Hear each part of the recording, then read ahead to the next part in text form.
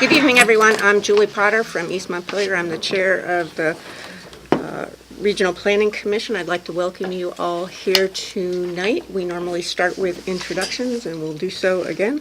I've just started. Bonnie? I'm Bonnie Waninger, staff. Jana Shaddy, Berry City. Don LaHaye, Wakefield. Bob Warnick, Berlin. Steve Lotsbeach, Town of Waterbury. Ron Krause, Middlesex. Jack Polly, East Montpelier, alternate. Jerry D'Amico, Roxbury. Lee Catania, Orange. Claire Rockstall. Joshua Gorman, Waterbury Record. Kirby Keaton, City of Montpelier. Robin Shunk, Marshfield. Rich Turner, Williamstown. John Brabant, Callis. Brent Tilden, Plainfield. Larry Howard, Berrytown. Joyce Manchester, Moortown alternate. Bill Aaron, Worcester. Amy Hornblass, Cabot. Alan Quackenbush, Duxbury. Nancy Chartrand, staff. Laurel Eubanks, Northfield. Welcome to all of you, and a particular first-time welcome to Robin, who is here, who's our new commissioner from Marshfield, and also like to thank Joyce for showing up tonight, since Derek couldn't be here. Bonnie, do we have any adjustments to the agenda? Not for me. Not from staff. Anybody else have any adjustments to the agenda? Hearing none, we will move on to public comments. Are there any members of the public who'd like to make comments this evening?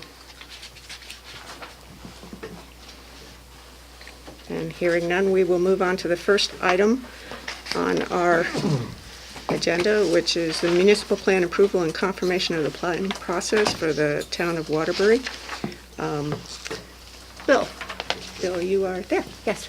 Would you like to give a report from the Town Plan Review Committee? I can't remember when that meeting was. May 8th? No, that's now. April 25th. We met over in Waterbury. A lovely building. We had quite a crowd because we had a couple of people who were questioning a couple of things about mostly the energy part of the plan. But as you can see from page 2, I think, of the agenda, the committee determined that methodology was correct, was depicted correctly. Schutzville Hill Wildlife Corridor and planning and development considerations were identified. So everything was what it needed to be. And but I think we'll leave it. Steve might have a few things to say. The first 13 pages, I think it turns out, of the agenda are from my fellow Worcesterite, Stu Clark, who had really looked into this in depth, and the meeting lasted 2 hours. So it was lots of fun. What do you think? What did you think about it, Steve? Well, it was an adventure. It's good to have people actively engaged, and so I think some good things came out. The issue with the methodology, I'll try to be brief, and then if people have questions. Stuart, who is a fellow planning commission member, correct? Right. From yeah. Worcester, Stuart Park, read his comments, which have been included here in your packet if you're interested in looking at those in detail. And Worcester, as I understand, is also drafting an energy plan. Our energy plan was drafted by Eric Borwald when he was here at CVRPC, and then there was a lot of input from the local Waterbury Local Energy Action Partnership, or LEAP. And I think there was a misunderstanding on Stewart's part as far as how known constraints and possible constraints are mapped. I won't get into all the detail, but basically if it's a known constraint, wind was the particular issue, right, with opposition to large-scale wind development. And where the known constraints, which are things like rare and endangered species sites, the significant habitat, especially with state land and so on, those areas are deleted. They're not shown as possible wind sites. However, with known constraints, which are things like slopes over 25%, deer overwintering yards, bear habitat, those areas are shaded. And I think there was a misunderstanding that because they were shaded, we were trying to encourage wind development in those areas. That's not necessarily the case. We want enhanced ability to comment on projects that come before the Public Utility Commission and point out where there are constraints, and that's really what the map's all about. So I think we got an understanding on that, though Stuart still, I think, has concern. The other issue is the Schuettsville Wildlife Corridor. For those of you that are familiar with the hill between Waterbury and Stowe, where Walker Construction is located, that's one of, I believe, the 5 most critical wildlife corridors in the state, connecting the main spine of the Green Mountains with the Worcester Range in this case.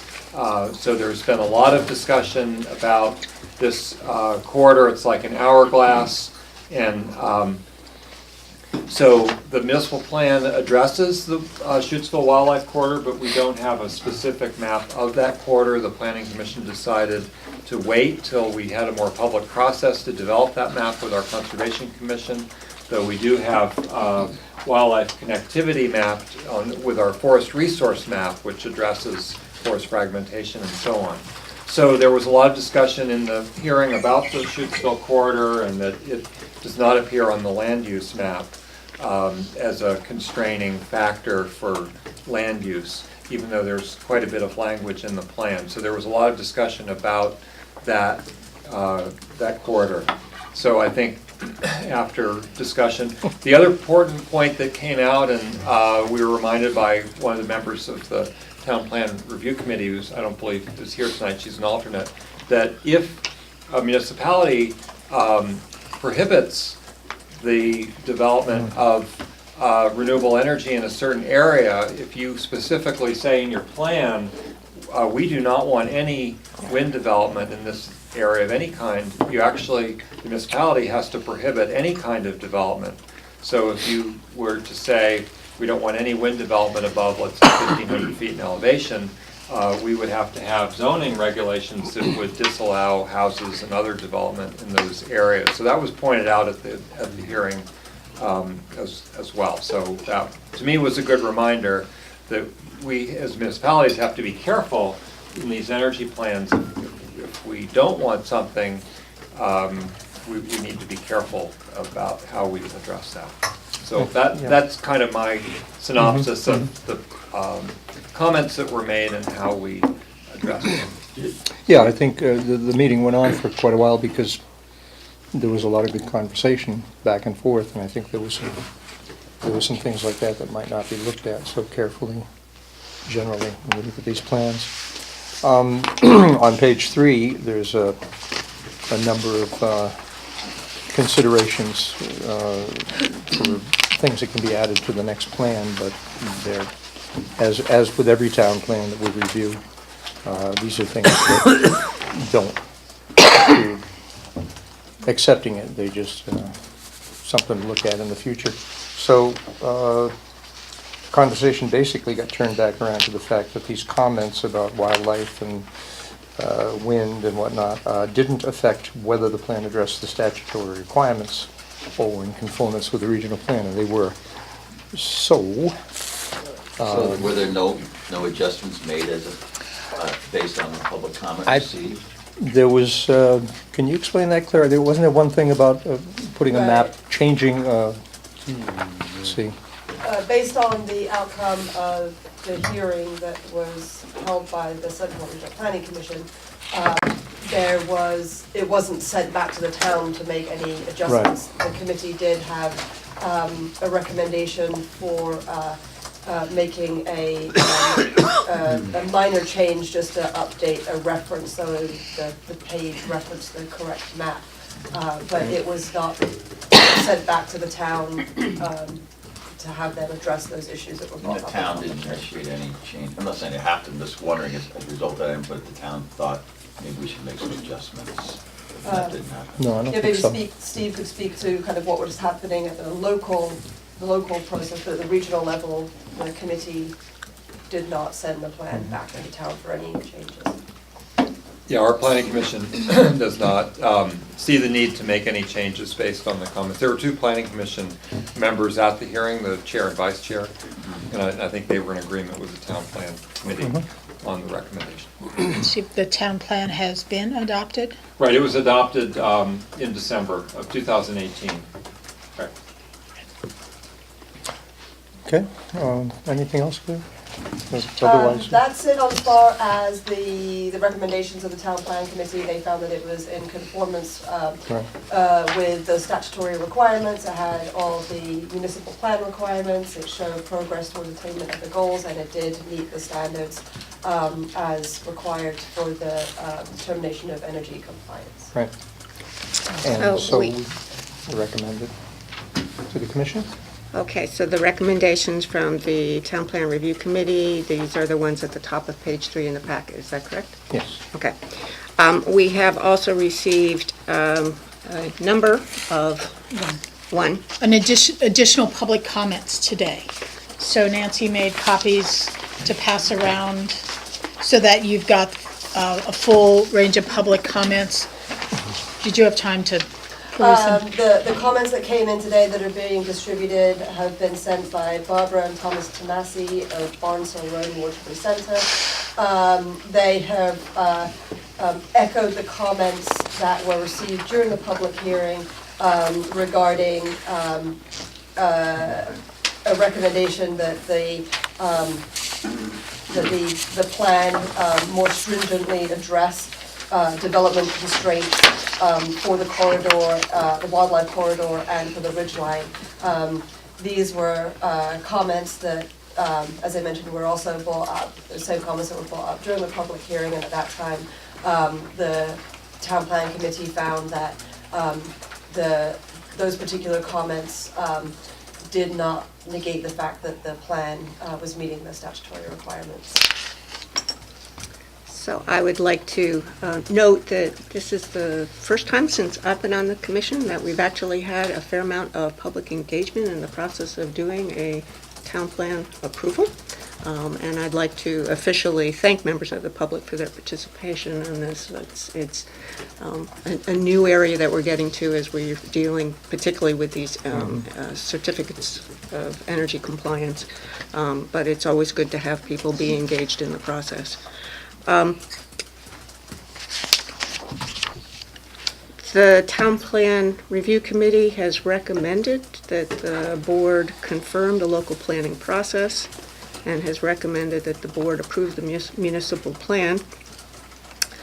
It is also recommended that we issue these energy determination. Determination of energy. Determination, I'm reading this and it's not coming out right. The determination of energy compliance. But we have learned from staff that there was a problem with the procedural problem with the warning of the public hearing. And the procedural issues do not affect the regional plan itself in terms of 24 BSA and anything associated with that. But procedurally, there was a problem with the warning for the hearing relative to the energy determination of energy compliance. And staff's recommendation, and the executive committee reaffirms this, is that we go ahead with approving the town plan. We go ahead with approving the planning process, and that we let the committee go back and hold a second hearing dealing with the energy certificate of energy compliance issue, and then bring that back at a subsequent date to the full commission for that approval. It doesn't have to be done concurrently. It can be done separately. But we also have asked Steve if there's an issue with that delay for the town, and Steve has indicated he'd rather have, from the town's point of view, that they'd rather have us dot all the i's and cross all the t's procedurally for the approval, and so that is what the recommendation is. So are there any questions that anybody has, either of Bill, of Steve, of staff? Yes? Steve had mentioned that if you want to preclude wind development in any area, that you'd have to preclude all development. And I was under the impression, and maybe mistakenly, and that's why I want to clarify it, that you could have a height limit on it and say that you're only allowing development in a certain area up to 50 feet or whatever it was. And you wouldn't have to preclude all development, just certain height development. And I don't know if that's correct or not. You must treat all development equally. So for instance, in the regional plan, the way the regional commission approached it was to look at how we treat other types of development, especially in our resource and rural areas. And we put the height limit on wind so that we were treating that type of development similarly to the resource protection kind of things we did for other types of development. So you have to treat them similarly. Right. Some folks choose wind height, the intensity of that kind of development, based on how they treat other types of development in that area. Okay, so you wouldn't necessarily have to say there will be no development in those areas. You just could put a height limit on it. Right. You c- 3 inches. Yes, assuming that the height limit met the other kinds of restrictions you had in Yes. those areas, Yeah. right? Okay, thank you. Other, John? I was just trying to, so Stuart from Worcester raised concerns. So, my mind's eye working here, Stowe shares a ridge line with Worcester, and that's state forest, is it not, predominantly? Putnam State Forest primarily, part of it is, I think. So the concern that if there were, would be that there were wind development on that ridge line, that was a concern of the Worcester folks, but that's mostly state forest right now, right? That, the area of concern for that Well, kind of development. I think, I can't speak for Stuart, but his concern was also the portion of the Worcester Range that is, well, it's actually mostly in Middlesex on the top of the ridge, but it's between Waterbury and Middlesex. Yeah, Waterbury, Middlesex, Stowe, and Worcester come together at one point, more or less. So he was definitely concerned about the rest of the Worcester Range to the south, which would be visible from places in Worcester. Oh, I see. Also, I can speak certainly to his point that it's not a matter of whether you can see it from his house or something. He's very involved and very concerned with things like animal corridors Yeah, and fragmentation and everything else that goes along with it. So did So- Waterbury put height constraints on that's similar to We- what we did on the regional We plan? did not. Really? And there was no discussion of it, or that you guys were okay with? It was discussed, I brought up the region, our decision to limit height, and our planning commission did not opt to put a height limit in addition to that. Any other questions or comments?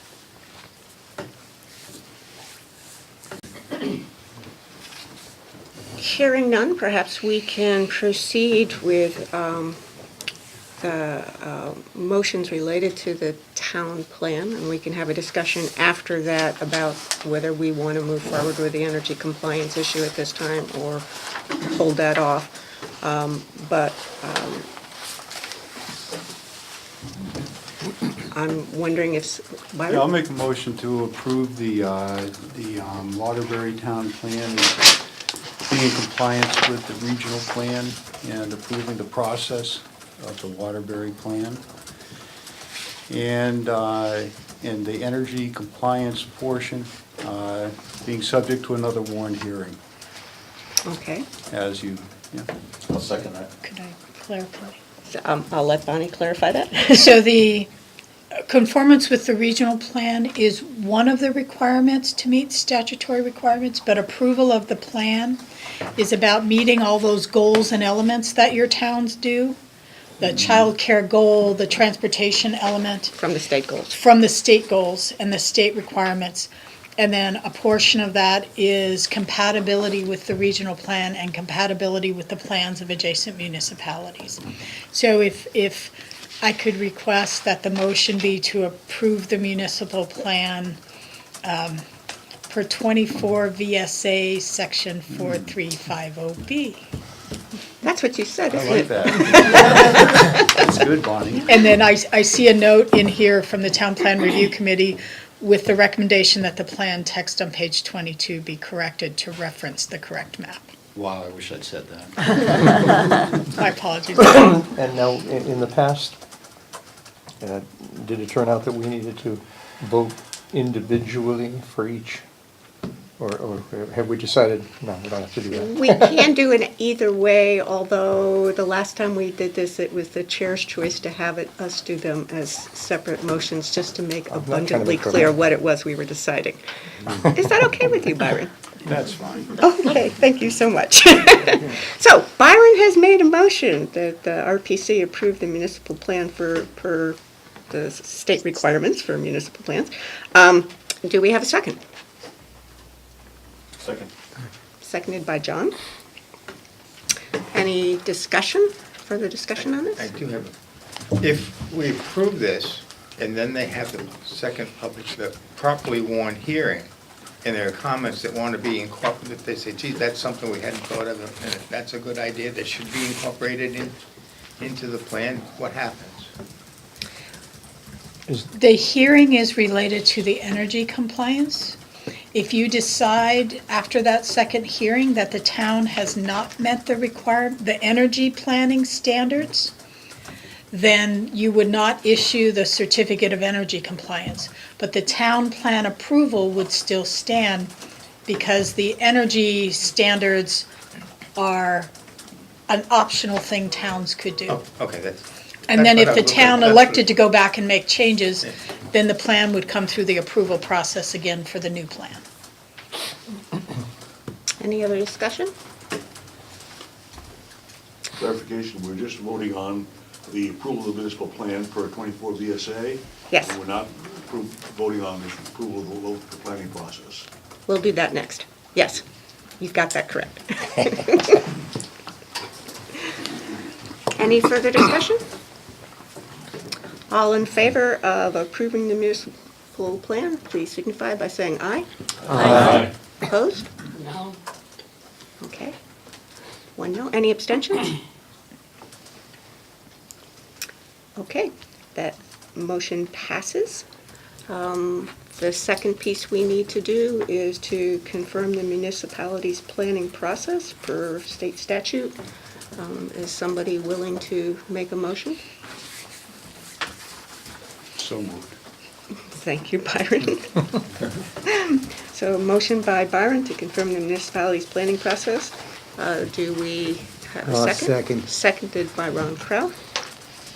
Is there any discussion?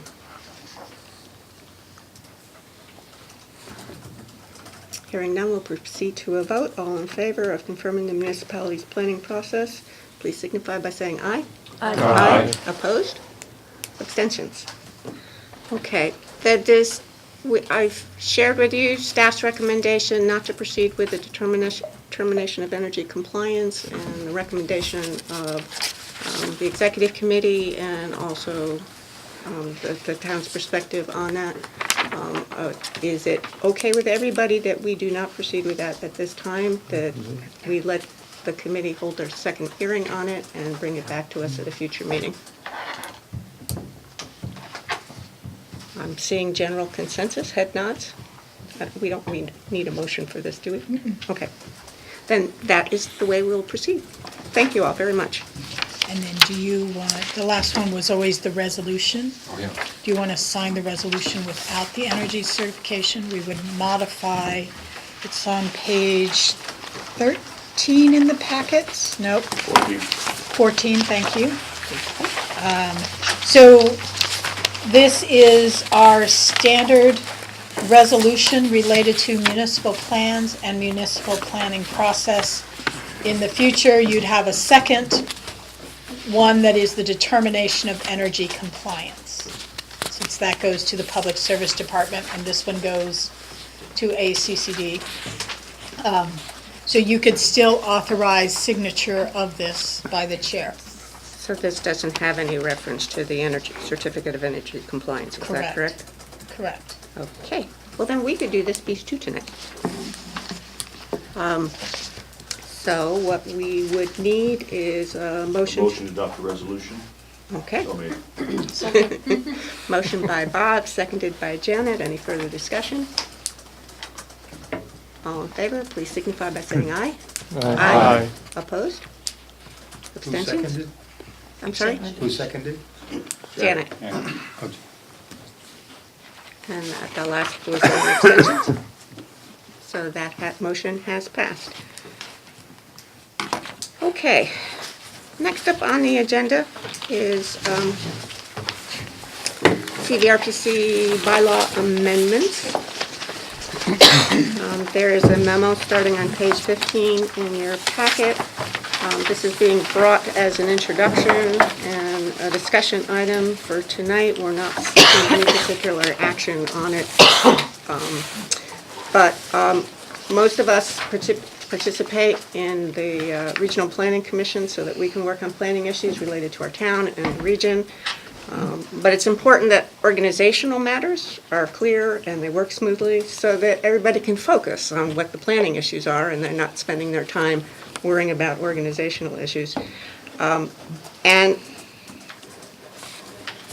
some of the kinds of questions that come up, that have been coming up, relate to how certain organizational issues should be addressed, when, by whom. Most of these have related to either appointments or characterization of committees.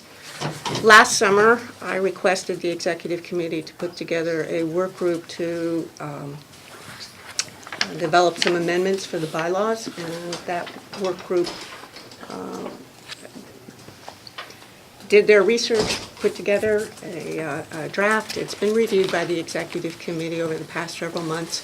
The executive committee thinks that these are appropriate amendments to make and has said that we should forward it to the full board for consideration with the recommendation that they be adopted. The memo describes a little bit of the process for how we went about doing it. It also itemizes what some of the significant changes are from our current bylaws and reminds us what the processes are for doing bylaw amendments under our current bylaws. For us to do this, what I really, as I said, I wanted us to just sort of introduce this, give you a chance to ask some initial questions, give you time between now and the next meeting to read it. Think about any other questions you may have. We will put this on the agenda for our next meeting. At that time, what we'd be looking for would be any additional discussion, any amendments or changes to bylaw amendments as the draft that people might want to include, and then a vote to put it on a subsequent meeting for actually voting on it.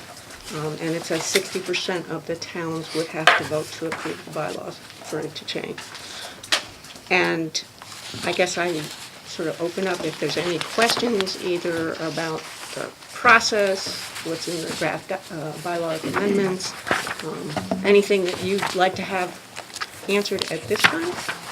John? In the summary, it mentioned that the quorum numbers are changed, better reflect statute. What are the current quorum numbers required, and what are the bylaw changes proposing quorum be changed to? So I think the current bylaws, I don't have that right in front of me, but Okay. my recollection is that the current bylaws talk about number of members, but it needs to actually be number of seats. So we might have, at some point in time, have a town that has not appointed a commissioner. We'd still need to have that seat taken into account for a quorum. And that's statute. Okay. Did I get that right? Absolutely. Good. Thank you. Any other questions? Comments? No questions or comments? To be honest with you, I did not have a chance to read this. That's all right, but please do take the time to read it for next month. We don't do this kind of stuff very often. Thank you. I know you will. We're kind of- Now you did it. I'd worry if we didn't have some questions, and I count on Bob to make sure that these sorts of things are addressed properly. So if we don't have any other questions at this time, please take this home with you. Our current bylaws, if you want to read them, are on the RPC's website. If you go to the tab that says Operating Policies, they're located there. If you don't want to hunt for it quite that way, maybe Nancy can send out an email that gives you a direct link to where the current bylaws are, so that you can see how things have changed and see both copies. Okay. Nancy, thank you. Comparison will be difficult though, right, because you reformatted it. So it is completely restructured. However, the draft has annotations in it, and each section says what to look at in the current bylaws. The idea is that the annotations go away when we adopt it, but there was so much structural change that it was necessary to be able to provide a roadmap between the two documents, and the annotations do that. Steve? Can you just remind us about the legal review? I know we wanted to get comments from all the commissioners. Anybody who wants to comment first? Are we going to give it to an attorney after the next board meeting? I thought we decided at executive to send it through the review process, and if they could do it by the next board meeting. The legal review The legal review, that we would bring the legal comments here as well. Okay. Recognizing if there remember were changes of substance, we might have to run those changes by the board through additional legal review. Okay, so we're hoping to get comments from an attorney before our next board meeting? Yes. To be shared with all of us? And if we haven't, maybe we'll slow the process down until we get those legal comments back. Okay. Well, hopefully. Because I don't want us to go through amending this and then have the lawyer say, you've got some Right. problems. Right. Because there was a significant restructuring, the executive committee opted to send the document to legal review just to make sure we haven't tripped ourselves up anywhere. Okay, so that's going to happen soon then? Yes. Going to an attorney, and hopefully they can turn it around Hopefully. in a few weeks. Okay. When you say 60% of the commissioners must vote to approve, you mean 60% of the seats? Of the seats. Yes, Lee? On the quorum, on B, it says a majority of voting committee seats. So when we appoint the committees, should you be appointing the person or the town to the committee? So when we set up committees, we appoint people. Some committees also have seats for specific organizations. If it's one of the special committees, there may be, like brownfields, there's somebody from certain sorts of, there's a seat for Capstone and Downstreet and, those sorts of organizations, and they send somebody, but that's a seat. But they're not a voting seat, though, are they? They are. They are? Okay. Yes. So, and let one of the things that we've tried to do in setting up this language is to make it really, really clear that each committee has to have rules of procedure that have to be approved by the board. And those rules of procedure, unless those rules of procedure say somebody has a non-voting seat, which does happen on a few committees. For example, on the Brownfields Advisory Committee, there is a seat for somebody from the Department of Environmental Conservation, but they're not a voting member, and neither is EPA. The idea, though, is to make it really clear who gets to vote, as opposed to who doesn't get to vote. And we're saying everybody gets to vote unless the rules of procedure say otherwise. Well, my question was, instead of appointing the individual to the committee, should you be appointing the town to the committee? We haven't historically done that, and we've typically Right. done it based on whose interest and what sort of topics and what kind of expertise are they bringing I'm into the just talking table. about the language in here saying the seat versus the person. So each of the rules of procedure for every committee says something like there are 15 members, i.e. seats for this committee. And it is that statement that determines what quorum is for that committee, rather than who's appointed and where. Does that make sense? Yes, but I'm just saying, in what you're proposing here, it says what the quorum of the committee is under B. Could I ask what page you're on? That's page 11, line 25. Page 30. Oh, Bottom page of it. 30. Halfway down.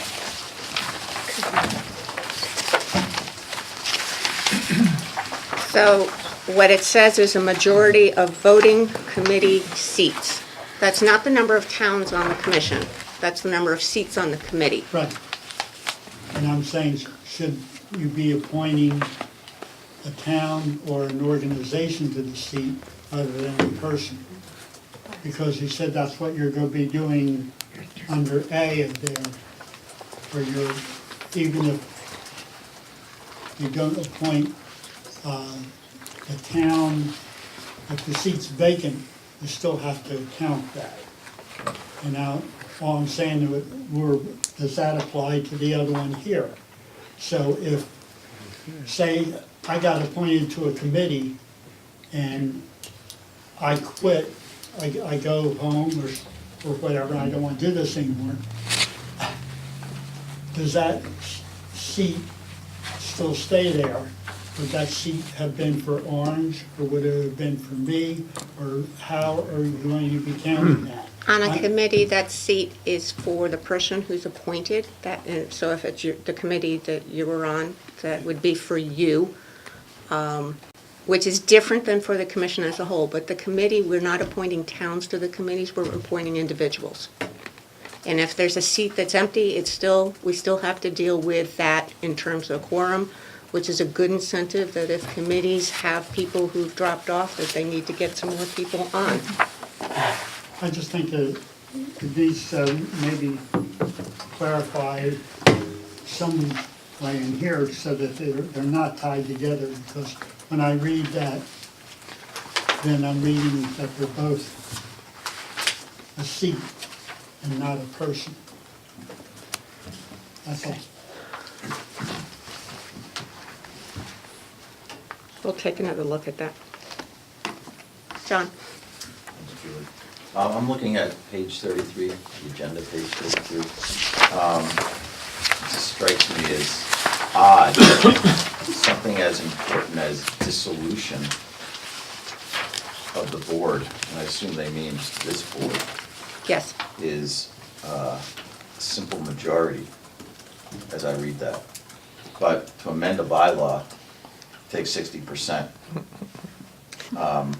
To me, in terms of order of importance and seriousness of the consequence, which I think is why you have greater than a simple majority required for the most important votes, seems to me that dissolution of the CVRPC is a greater consequence than amending a bylaw, which could actually be just putting an and in instead of an or. I just would suggest we kind of give that a second look. I would suggest that unless there's a statutory conclusion, I understand that's existing language, So but unless there's something that we may forbids not them. have made it clear, John, and we can take another look to make sure that we can make it clear, but the affirmative vote of all of the board means every single town. 100%. 100%. That's 100%. There are two ways in here to dissolve Okay. the organization, essentially. One is every single one of you vote to dissolve, or appointed seats drop below I feel a little 5. better now. All tingly now. So that Yeah. passes the muster. Good point. Thank you, Julie. Byron, did you have a question or comment? No, I'm all set, thank you. Okay. Anything else at this point in time? We get another crack at this.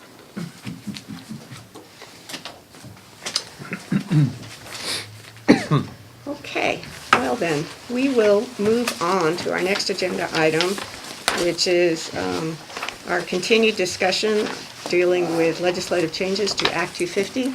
At our last meeting, Claire presented some background on Act 250. And Bonnie started some discussion related to some of the proposals that are currently in the legislature. And people wanted to continue that discussion, so we are. So the Act 250 bill and the legislature is not out of session yet. What we're told is not expected to move this session, not any part of it at the moment. That can always change in the final days of the legislature, but right now, so that gives us some additional time to talk about this, and the slide is warming up.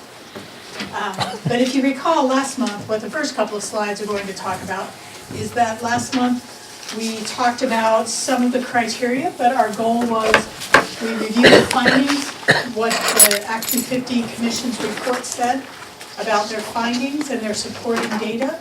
We discussed certain areas of legislation like the transportation criteria, and you decided on where you were in agreement that we could support it, where you were in agreement that we couldn't support it, and if we couldn't support something, were there any changes we could suggest be made to the legislation that would garner the support of this organization. And we talked about local and regional plan approval and how those plans are used, as well as the transportation criteria. This month, and there we go, so that was the first one.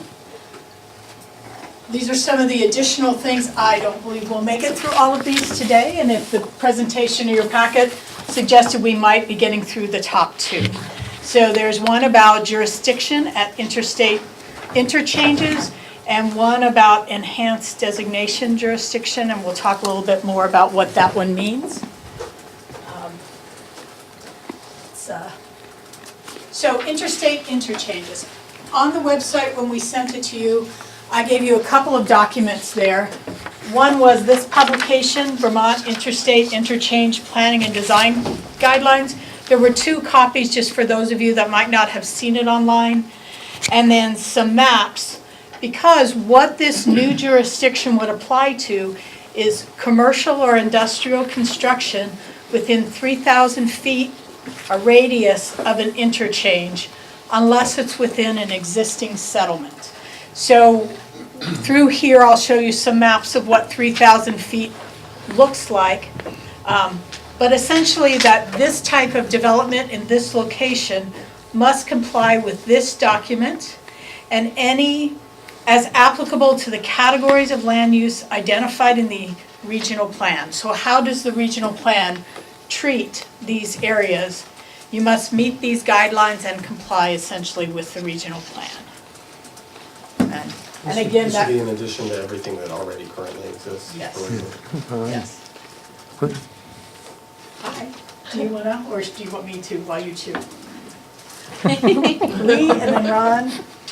What's an existing settlement?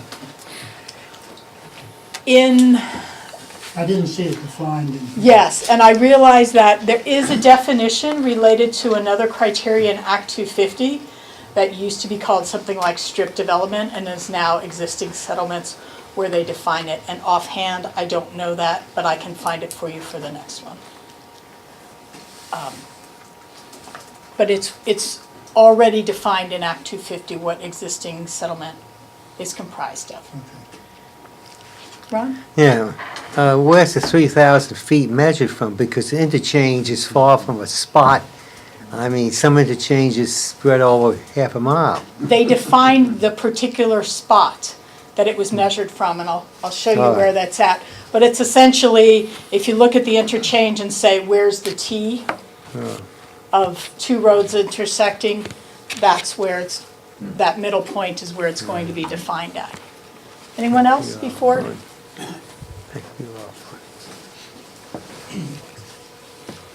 So what do those design guidelines say?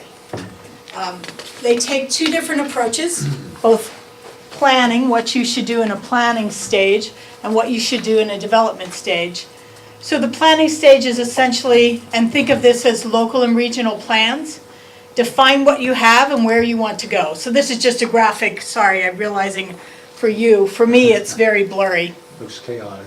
But it comes out of the Chittenden Regional Plan, their ECOS project, where they had someone basically draw people's ideas as they talked. So you define what you have locally, regionally, and where you want to go, and the development stage in that publication talks more about the wheres and of things. So do you have setbacks? You should think about setbacks. You should think about different criteria. I think of this as what's in your plan and what's in your zoning. So along those lines. And this is a graphic out of that publication. It basically says we're not looking at this, or we're looking at this type of development, not that type. We're looking for that kind of layout, not the scattered layout. So it proposes some broad ideas for how development should occur.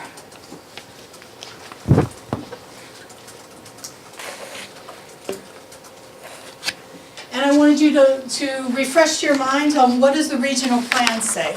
So when it came to land use, and this is our land use map just focused in on the interstate, since we're talking about interstate interchanges.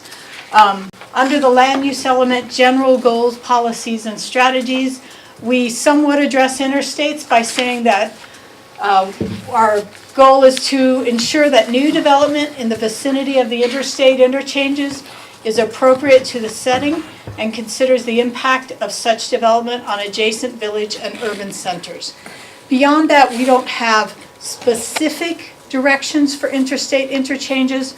We move into what category did we put them in from a land use planning district, and what do we say about that? So our interstate interchanges are in the Waterbury area, the Middlesex area, Montpelier, Berlin, Berrytown, and Williamstown. Here we go. Berrytown and Williamstown. And we can flip back and forth if you want to look at the slide. Point of order, it's actually Berlin and Berlin. The what is? It's Berlin and Berlin and Berlin, you're right, Berry it is. down I there. call it Berrytown, but it is actually the Berlin in Berlin. So my Actually, all three apologies, that's interchanges are in Berlin. So what do those interchanges look like? The red line, Pam was gracious enough to put this on a map for us. There's your dot of where it would be measured from, and this is your 3,000 feet. So in here, this is probably all going to be existing settlement in Waterbury, but whether this is, we need to look at that definition specifically. But it would extend out pretty far from that intersection. Again, the Middlesex one, some of this might qualify, I'm looking for my route, might qualify as existing settlement, other areas might not. Montpelier, the same thing, designated downtown, definitely going to qualify. Designated village center, definitely going to qualify. But beyond that, how far out does that boundary go? So those are those three communities.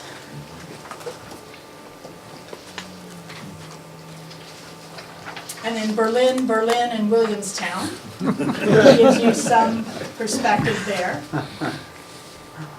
as to where they are. So in Berlin, the airport is down in the lower right-hand corner. You can see that straight line. And Berlin's focusing on some new town center designations. They've been for a number of years planning in that direction to seek that designation. And that kind of designation is basically, we don't have that historic core that's not their historic core, it's where new development's happening that they're encouraging to fit kind of more of a compact settlement approach into the future. And then Berlin, Claire's not here, Corners, Bob? We've been working with Berlin on village center designations for Berlin Corners and Riverton? Yeah. No, Berlin Corners. Berlin Corners, okay. Riverton's in Hamlet. In Hamlet, okay.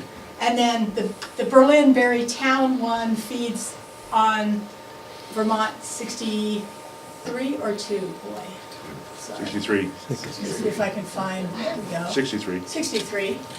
And that intersection, and then in Williamstown, it's at the top of the hill there. One direction you go Northfield, one you go down into Williamstown. So that area right now is fairly undeveloped. So that gives you some sense of what the affected lands would be. So I'm gonna go back up to, that's what we know about that right now. Well, I'm interested in what has driven this in terms of legislature? Exit 4. Exit 4. Do you remember when we talked about the amicus or amicus brief and Yep. the Oh, whole yeah. thing, exit 4, there's a couple of other exits. There's that discussion. Prior to that, it was about discussion on some interstate interchanges in Chittenden County. So throughout history, Vermonters have debated what should and shouldn't happen at interstate interchanges. And the basics of it are, should you have development at interstate interchanges because, should you focus it there, because that's where the transportation system comes together, and do you want things that really need that interstate focus there? Do you want traveler services like gas stations focused there? So one group of parties said, yes, you should absolutely focus development there. That's what the transportation system's for, that kind of transportation system. And the other group said, no, we put development, we put the interchanges interstate there to make, because we want fast traffic. You want it to go as quickly as possible. And the more you develop out those interchanges, the more traffic's going to slow down. And as an example, in this case, I'll point out the Waterbury interchange. When V-Trans did some work there, the interchange used to come like this, that, and that. Yeah. They actually closed this off because traffic was backing up too much and they were getting some safety concerns. So they restructured that intersection to make better traffic flow. So those are the two camps of debate. Thank you. Fran, Julie. I'm sorry, go ahead. Oh, no, I just, okay. the chair's all about me. I finished She's eating, done so chewing. she's handing this back to me. Bam. I think that the goals are admirable. I understand there's concern about development, but I find this, with the village designation, that when you do these people who are not familiar with the community, and you make these arbitrary 3,000-foot things, I know just in Plainfield, the village designation has nothing to do with what a local person would consider the village. And I see the same problem occurring here, and it's unfortunate that there isn't local input into where these circles are going to be and so forth. That's only my comment on it. I just think you're going to get, I understand the route, 4 thing, Right. exit 4, but I think it would be good to get local input rather than a cookie cutter approach on this kind of stuff. And I will say, this is one of the changes that the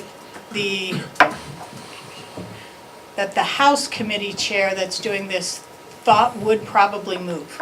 Not necessarily this year, but that ultimately at a committee level, there's probably enough support in the legislature to move it. That doesn't necessarily mean there's enough support with the full legislature to pass it, or in the Senate. So, thank you. And Bram's reference, for those of you that have or don't have village center designation. The village center designation, the statute is about your historic core, not what you might feel is your village. So the development that's happened later than the 1800s is not necessarily included in that But I would also designation. add, just, it's even more arbitrary because it requires a certain number of commercial businesses be next to each other. And in terms of encouraging development, basically, they sliced what most people consider the village in half and placed a lot of, people who get these tax benefits and everything is on Route 2, which in my opinion doesn't need that kind of support. And I think touching base with the local community on where you want development is the wise move. That's just me.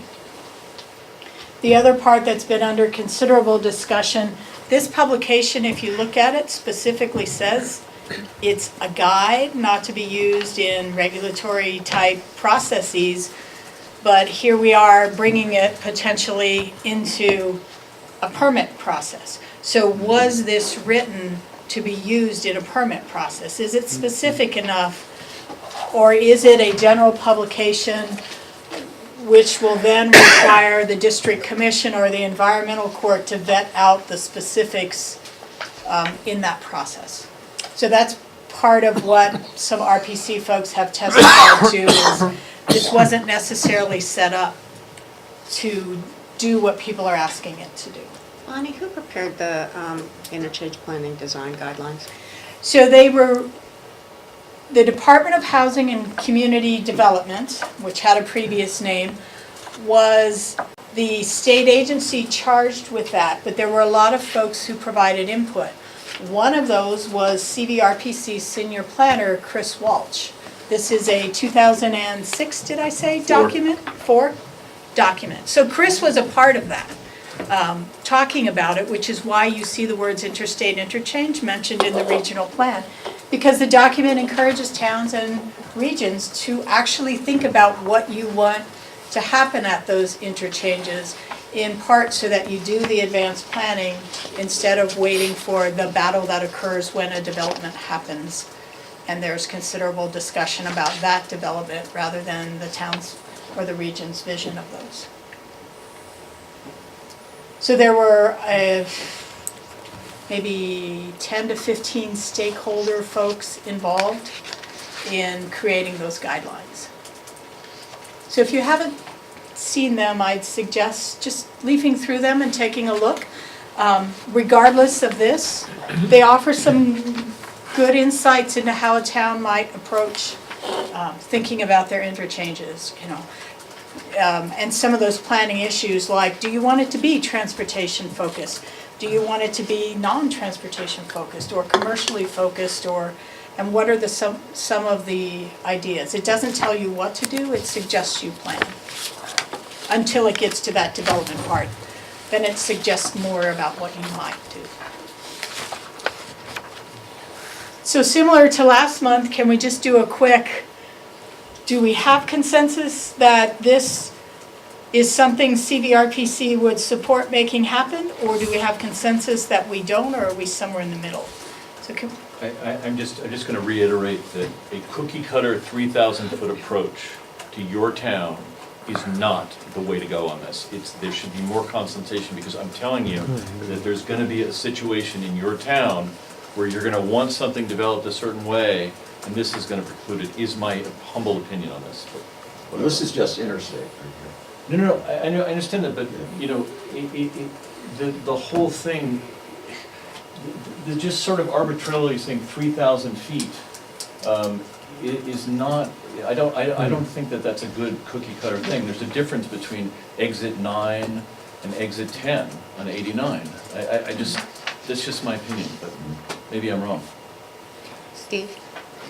Well, I think what this is about is jurisdiction. So I think what this is saying, correct me if I'm wrong, Bonnie, is that properties within 3,000 feet of an interchange are going to require Act 250 review.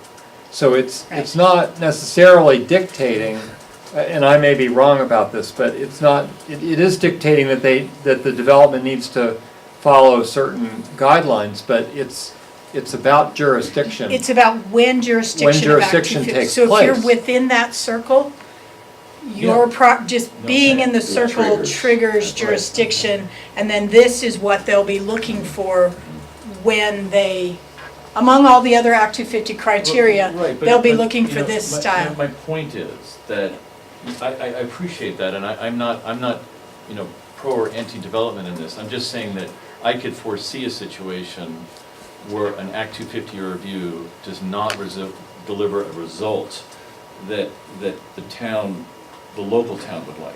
Maybe I'm wrong, but my experience with the designation of the way the state handles the designated downtown is not a good one, and I just would love, I think it would be great, why not have the local community sort of say where you want the Act 250 review to kick in. Well, Bram, in all respect, that's not how Act 250 works. It does not allow municipalities to say this is where jurisdiction is, this is where it's not. The Act 250 has jurisdictional triggers, which of course you can have subdivision regulations, and that changes jurisdiction. My suggestion, Bonnie, is that can you bring back the definition of settlement pattern. I think we need more opportunity to Sorry. understand this better. 'Cause I don't have the definition of settlement pattern in here. I understand, so I don't think we should try to decide tonight should whether do that. we support this or not. I think it's a loaded issue, I think it's an important one. And one reason it's very important is because in municipalities like Waterbury, like Williston, like Colchester, I think exit 17, development in the vicinity of those interchanges has created huge traffic issues. Very, very complex and challenging issues. And it's in, Act 250 is a very important component to help solve some of those, I feel, but that's just my own feeling. But so I think we have to be, I think part of the reason this is being considered is because some people in the legislature and others feel that we don't want to create the same kind of issues that the Waterburys and the Wilistons and the Colchesters have now at other interchanges. We want to try to do better planning and try to make those interchanges work more functionally and also be more attractive aesthetically and so on. There's lots of other issues, but anyway, that's just my 2 cents. Steve, just let me be very Yeah. clear. I 1,000% agree with Act 250 review, and I understand the process is not, it's not about the local making the decision. But what I mean to say is that if I could foresee a situation with this arbitrary 3,000-foot circle being drawn from the center of the thing, I could see where a town like Waterbury might want the circle to push west or east in order to achieve what you want to achieve. And I think input on the local level to achieve those goals would be good.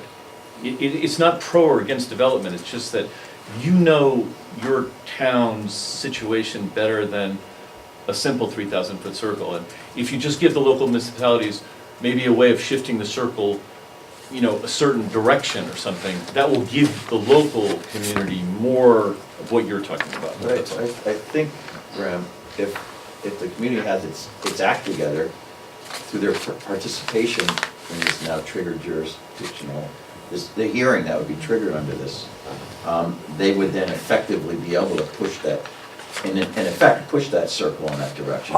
250 just needs to understand the methodology and understand and then evaluate that against the impacts that Steve is concerned about. And they may say no to something because there are impacts that are beyond the town, because that's an interstate. You're absolutely right. So I'm just going to that's what say they're that I have been party to, in our town, the operative words there is if you have your act together. And unfortunately, in our town, we had an Act 250 situation where we didn't have our act together, and it created a result that really did not enhance the community in the large respect. So that's another piece of it. So. But I agree with Steve. Definition of existing settlement and frankly, the appropriateness of the guidelines as a regulatory document are really very important things. Supporting additional jurisdiction over a 3,000-foot radius, 5,000, I don't care what the radius is, without having an understanding what rules we're going to play with in that radius is terribly important. And I can't just support 3,000-foot radius without knowing the rules that are going to be applied.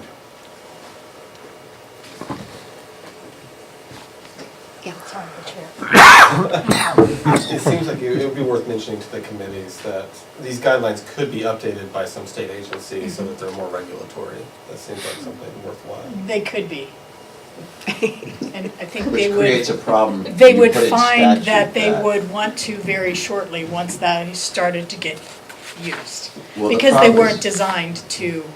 There's a legal question. If you reference a document that exists outside of statute, I mean, that becomes fixed in time.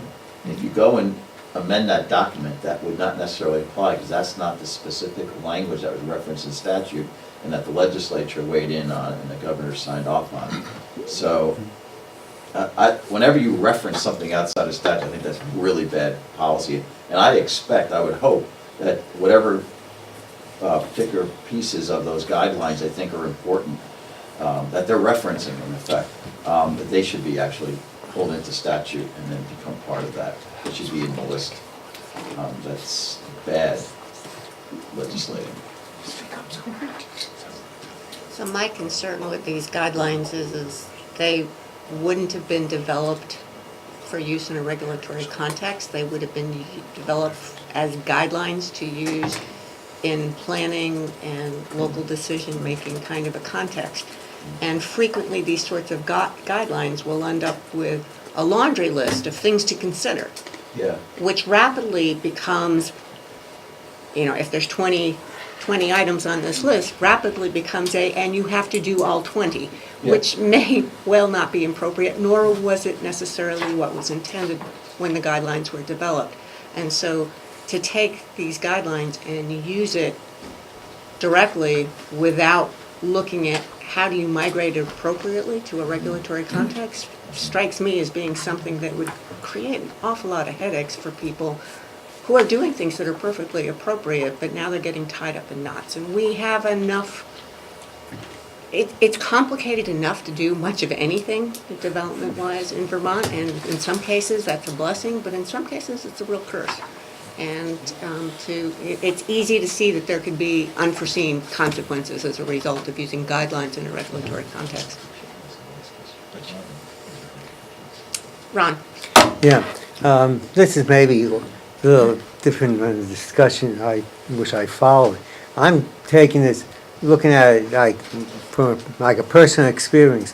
When I'm driving down an interstate in a place I'm not familiar with, we're talking appropriately what we're familiar with, which is obviously the thing we're here to try to control of what we're. But if I'm driving down an interstate in a place I've never been and I come to an interchange, what may I stop at that interchange for? Maybe it's a motel, maybe it's to eat, maybe I stop at it to eat and then I realize, this is personal, it's other stuff in the area. So all of a sudden I change my plan a little bit and go look around the area. Also, remember, we're dealing with, this is going to hit some interchange, if not us. It's going to hit, you're having huge truck traffic. And the trucks, I mean, I are looking for service stations and that. So some interchange someplace is going to get hit with having to service a lot of trucks in a massive way, like 10 or 15 pumps and truck stays. And it may not be us, but it may be us. But it's going to be someplace. So I think we have to consider what is one of the functions of the interchange. It's not only for local on and off traffic, it's for services on people are using the interstate, be they truck or be they private people or what. And again, I'm thinking, extreme case, forgive me, I'm not familiar with, I'm thinking of 81 coming up through Virginia. Some of those interchanges, I've counted, they have 15 or 20 truck pumps in one place. Now, it may not hit us, but someplace, so we have to be realistic, someplace it's going to be, some interchange is going to get stuck with this. And we may not want to be the one, but maybe we can adjust it so instead of having all the stuff in one place, we can ease the burden of this. So Middlesex doesn't have 20 truck pumps and 5 truck service stations in one spot. So I think we have to, again, a lot of people driving down the interstate, coming to interchange, they're not going to care, well, we're coming to this, they preserved a little town around here.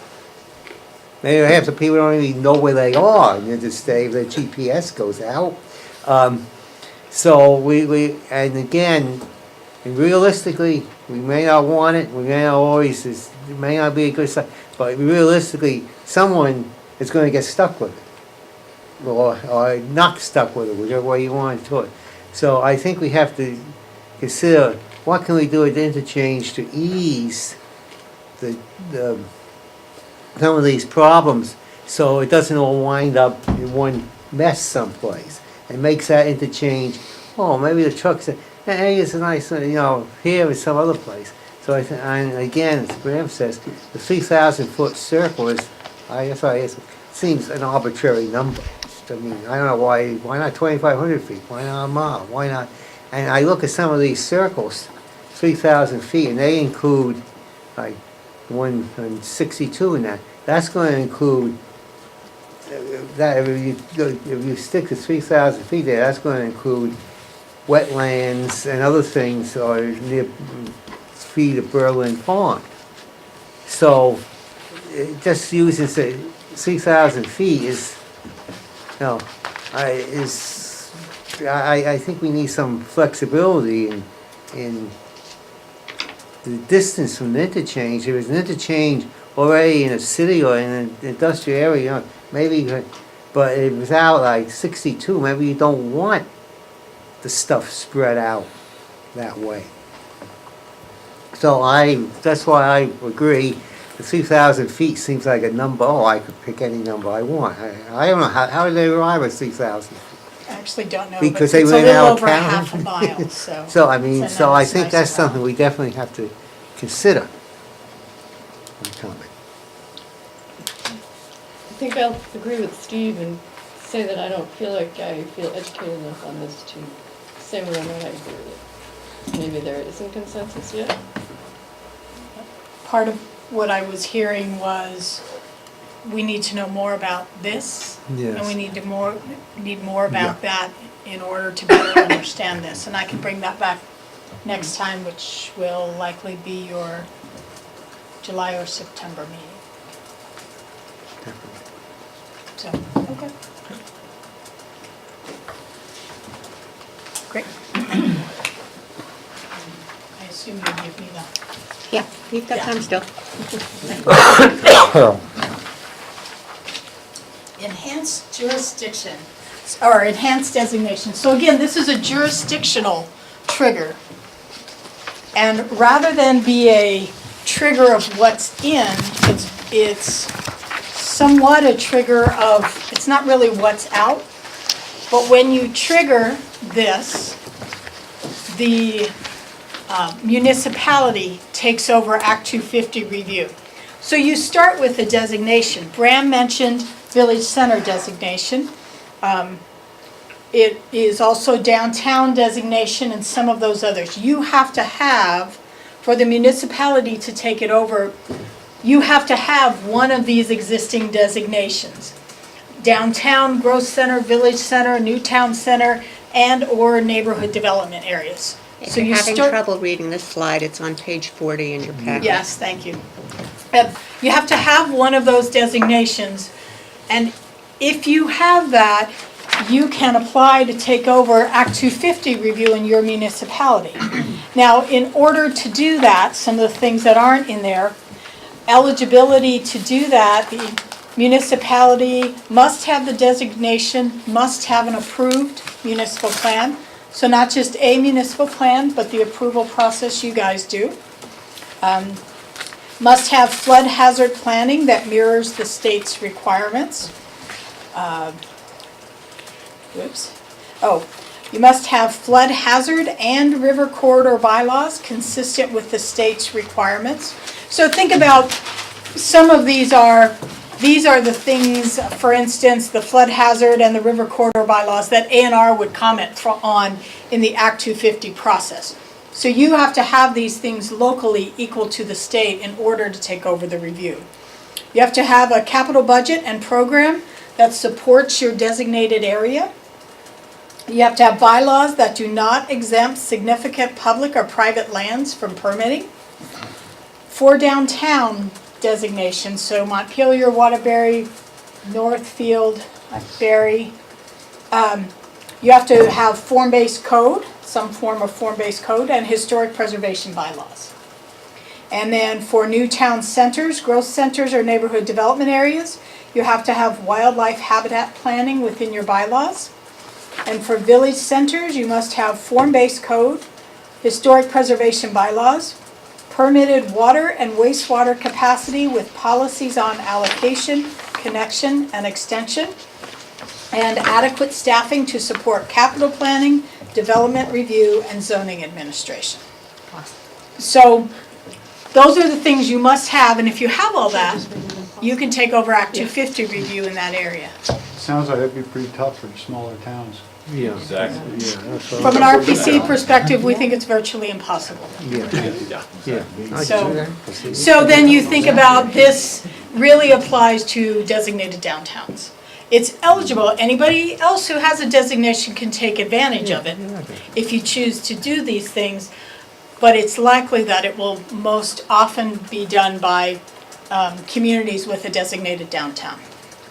Bonnie, is this applying to take over the Act 250 review? Is that an application that goes to the downtown board, that goes to Act 250 staff, goes to the regional planning commissions, the way the energy stuff does? Does the Those proposed are language? details that aren't worked out. We're at the conceptual stage. It seems like the environmental court would decide, since you're taking, or no. You may be moving. You really want to know all those things you talked about? I expect the Agency of Commerce, which, I expect the Downtown Board, which is staffed by the Agency of Commerce and does all the designations, will probably grant this. That's how I would expect it would fall in the end, but those are details that are not yet worked out. Is there a process for a municipality to determine within itself whether it wants to? Yes, Do the this. municipality would have to apply to do this. Is it going to require a vote of any kind by the legislative body or the city or? Again, it's very general. In your packet is all we know about it on paper. My guess would be it'd be an application that goes through the downtown board.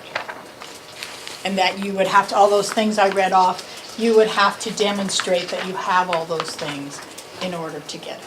That would, So presumably, it would have to go to the select board or city council right, to get their approval to submit apply. the application. That's where the The initial local, decision would yeah. originate, would be that. Right, so the community would decide, essentially, the state would likely say, the town, the city must submit an application, that's usually a select board approval of that.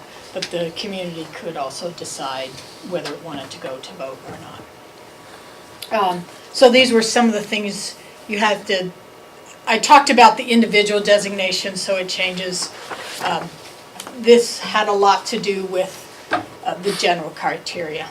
And then, interestingly, the enhancement of the designation, there's an appeals process that was outlined in case people want to appeal that the municipality should not be able to take over that review. So that was built, and no other part of this has an appeals process.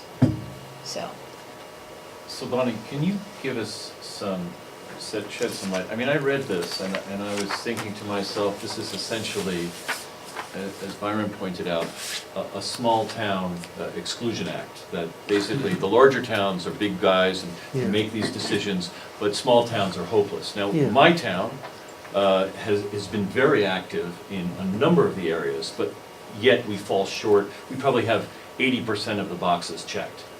And what I'm trying to understand is what's the impetus behind this, that larger municipalities, obviously have had trouble with Act 250 process? Well, my small town has had a problem with Act 250 process as well.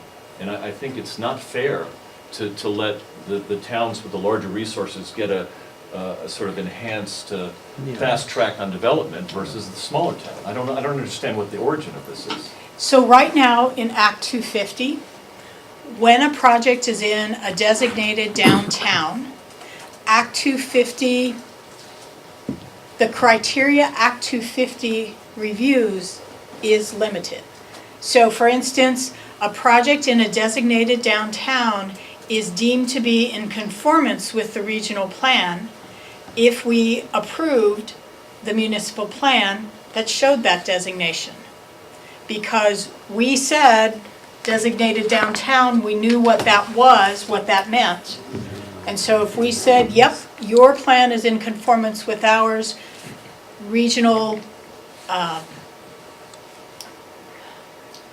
the criteria that is conformance with the regional plan is automatically deemed approved. So downtowns already have a couple of those.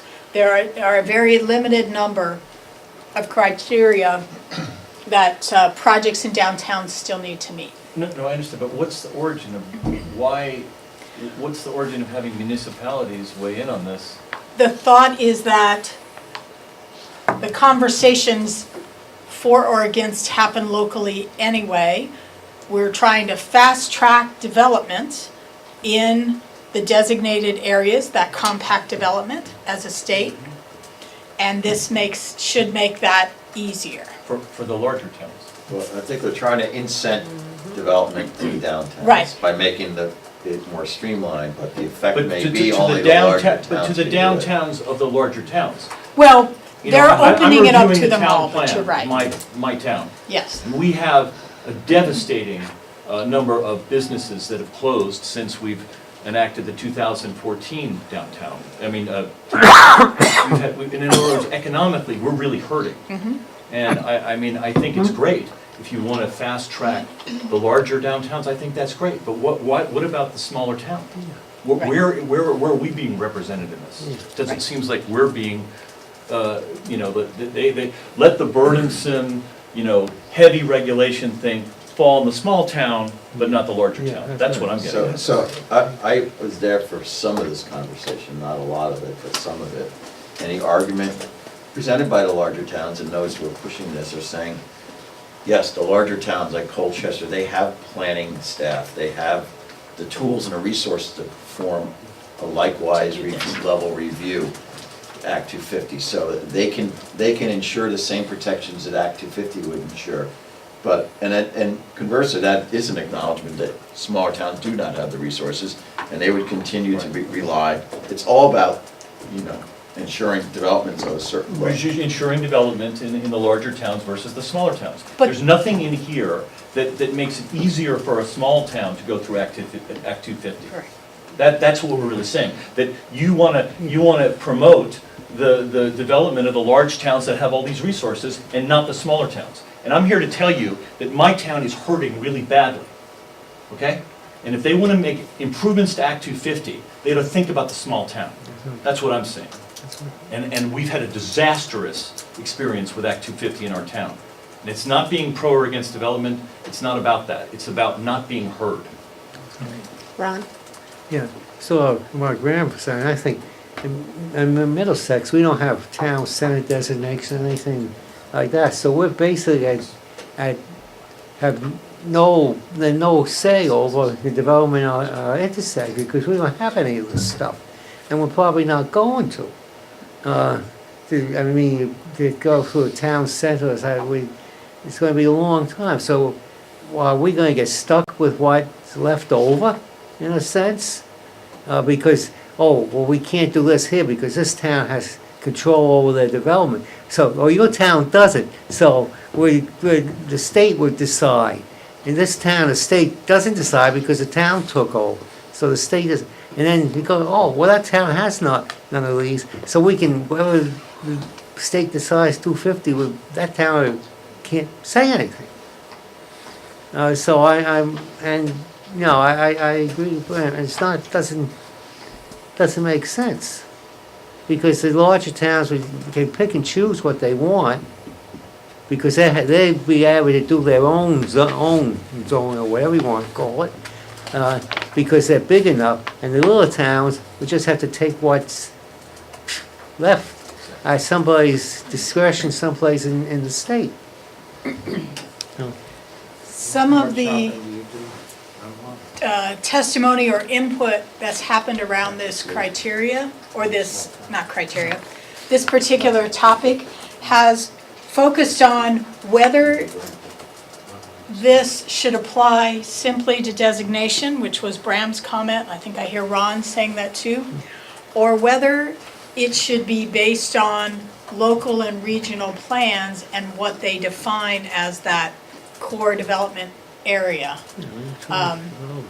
That's not necessarily receiving warm and fuzzy feedback.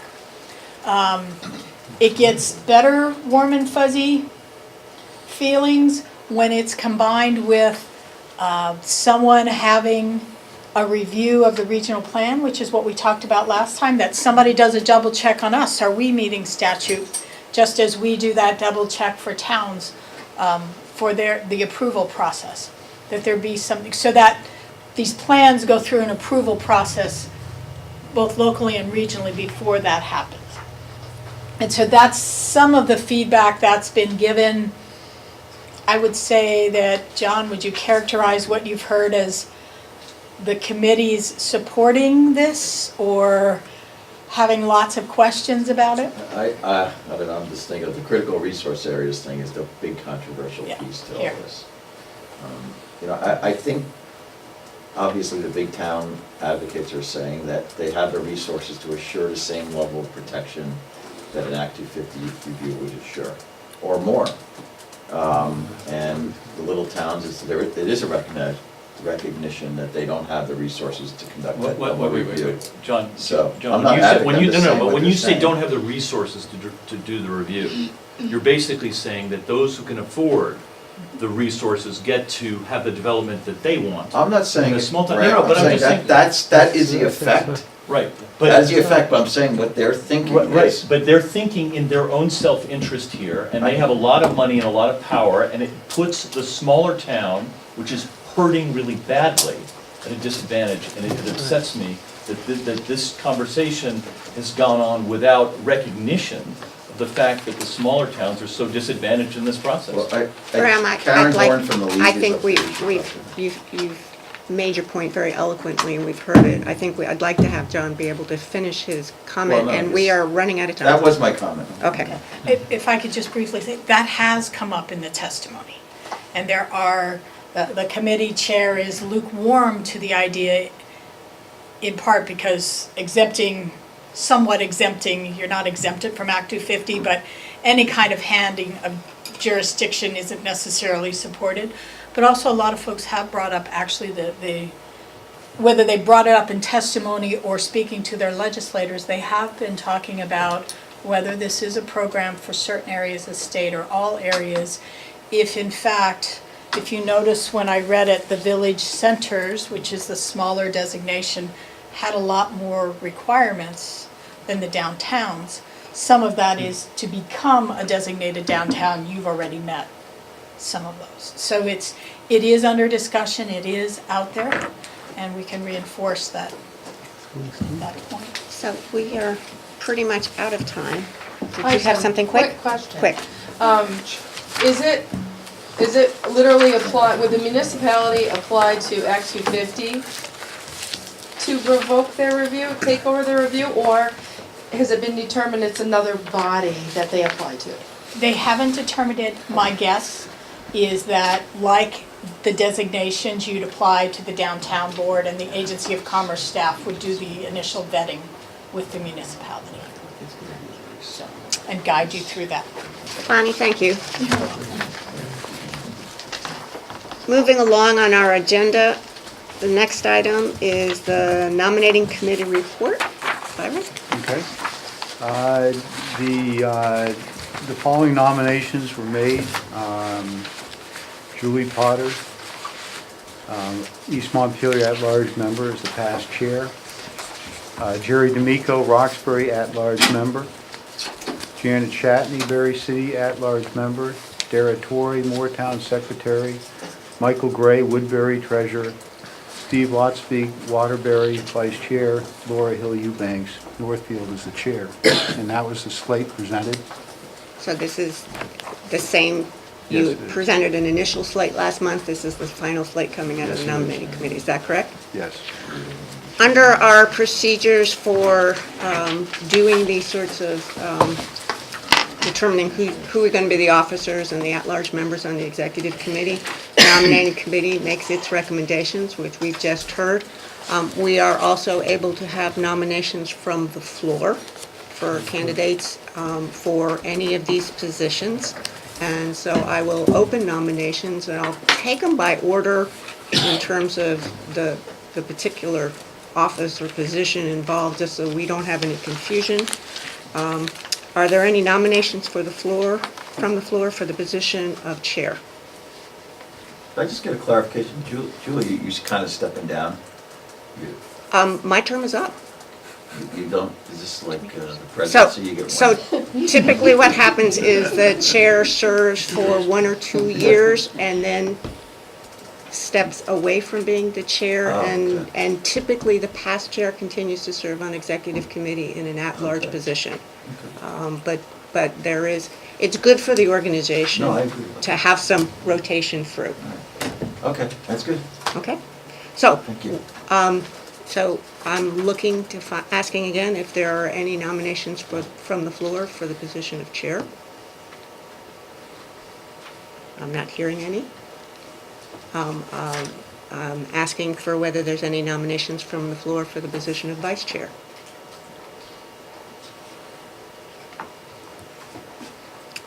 Okay, I'm not hearing any. Any nominations from the floor for the position of secretary? Again, I'm not hearing any. Any nominations from the floor for the position of treasurer? Again, I'm not hearing any.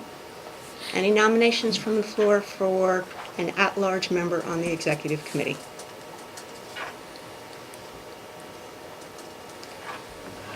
Hearing none, I will close nominations from the floor. So the slate is finalized as recommended by the nominating committee. And we do the election as a paper ballot that gets mailed out. Staff will mail it out. You will be seeing it in about a week or so. About a week or so. They'll get, There's no contest, right? there's no contest, that's correct. Can't we just move the slate? We have to follow the the procedures Okay, that are in our it's in the current bylaw. bylaw. Okay. This is how it gets done. Okay. Please see changes in your upcoming bylaw. So this is a formality that we need to go through, but then the results will get announced at the June meeting, which we have decided will be our annual meeting. And at that point, If we had a designated downtown in the middle of this room, could we just move the slate? just go with it. Did I miss anything about it? I don't think so. Okay, Don? Yeah, When we they have take a write-in slot on those. My understanding is that the ballot should have room for write-in. It does. Yeah, right. So even though there are nominations from the floor opportunity, there's also an opportunity for write-in. Yes, thank you. The Anything else? the other part is when do officers, the new officers take their seats? Under our current bylaw, the new officers take their seats immediately after the elections are announced. So the next meeting, we will have somebody new to preside as chair for you. Hand over the gavel. Question over there. Yes. I just want to say, I was just talking with John, you've done a great job as chair, and I just wanted to say that. Thank you. Think you really Appreciate that.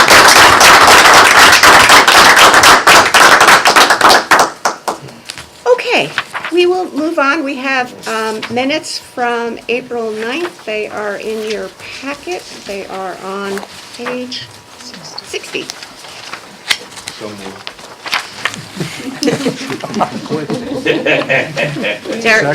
Jerry has moved approval of the April 9th minutes, and there was a second from Byron. Is there any discussion? No.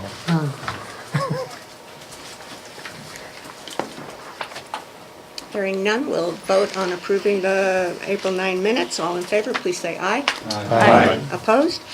Any abstentions? Just one, I wasn't at the meeting, so I don't know that I can vote on it.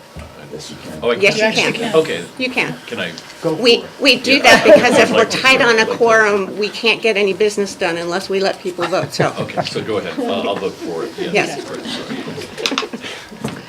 Sorry Um, about that. So we have, on page 64, we have the usual staff and committee reports. As always, they are informative and lots of opportunities to think about, gee, my town could use one of these. So if there's something you wanted to follow up with staff or somebody on the appropriate committee, please use this as a roadmap to get the information that you're looking for. Are there any questions for either staff or committees on any of the information in the reports? I'd like to thank the staff, the CVRPC staff, for all the help they've been providing my town, Calais. I think this staff is wonderful, generally speaking, so thanks, folks. I would mirror that. There's great staff right now. We are blessed with really talented people. Sure.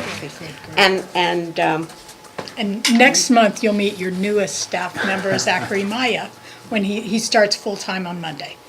He's been working half-time. so if it's in the minutes, make sure that with the kudos for the staff, and Bonnie, will you please communicate the appreciation on the part of the commission members? No, well, thank you. Management's like, no, wait a minute. Absolutely. We have managed to get through our agenda items with a little bit early. Jerry will be able to get back to his playoff game. I'm open for a motion to adjourn. Motion by Don. Do we have a second? Do we have a second? Seconded by Bob. All in favor, please say aye. Aye. Vote with your feet. Opposed? Thank you all. Thank you all. Our next meeting is June 11th. It will be our annual meeting.